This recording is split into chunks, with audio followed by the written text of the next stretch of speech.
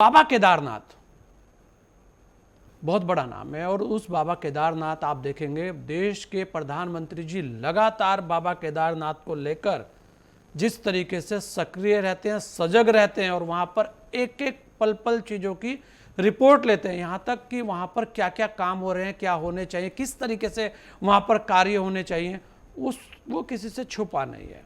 लेकिन अगर ये मुद्दा उठा तो इसके पीछे की जो कारण है वो क्या है? आपको क्या लगता है स्वामी जी, जो विरोध हुआ वो आखिर क्यों हुआ? और इसमें जो सूबे के मुखिया हैं, मुख्यमंत्री जी पुष्कर धामी जी ने बोला है कि जो केदार धाम है वो कहीं दूसरा हो ही नहीं सकता। यहां तक कि उन्होंने आश्वासन भी दिया है और आज वहां पर धरना भी खत्म कराया है। और उसके बाद वहां पर जो ट्रस्ट है उसने जो बोला है वो भी मैं आपको सुनाऊंगा।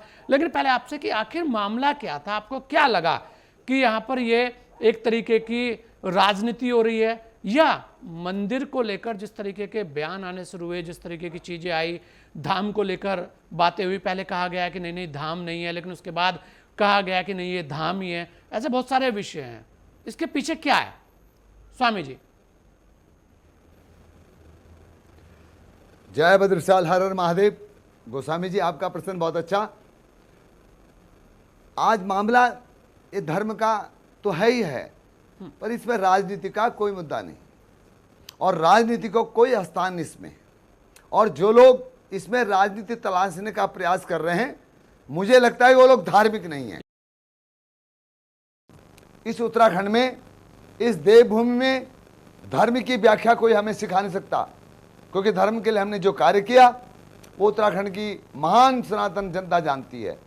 अब आता है भगवान केदारनाथ।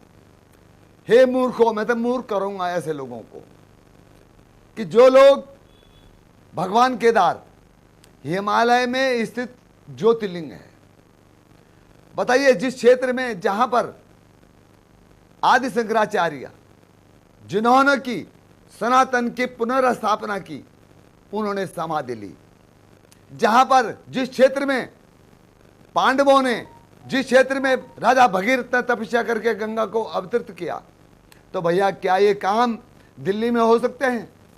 अगर दिल्ली में होते हमें कोई चिंता नहीं, कोई दिक्कत नहीं, कोई परेशानी नहीं।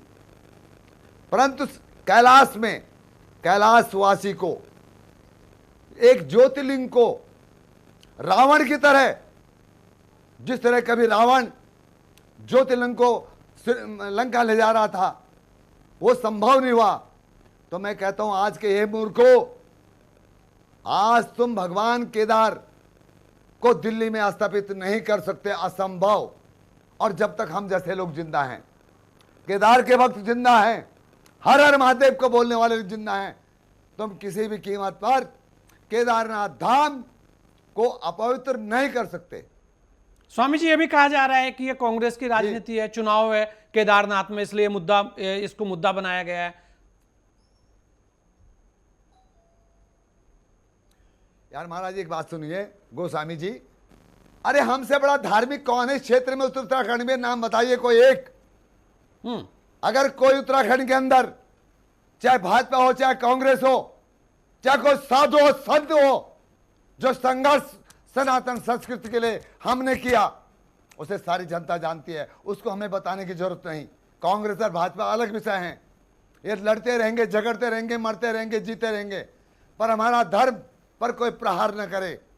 परंतु आज दुख का विषय इस बात का है कि दिल्ली में स्थित कुछ छोटे मोटे भाजपा के नेताओं ने यह प्रयास किया भगवान केदारनाथ के मंदिर को दिल्ली में स्थापित करने का दुस्साहस किया उन्होंने। इसलिए भगवान केदारनाथ को राजनीति से न जोड़ा जाए, उत्तराखंड की राजनीति से कम न जोड़ा जाए।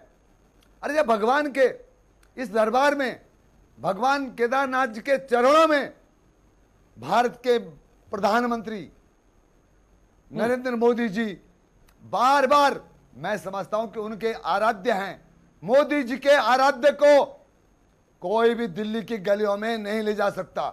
मुझे इतना भरोसा है, इतना विश्वास है।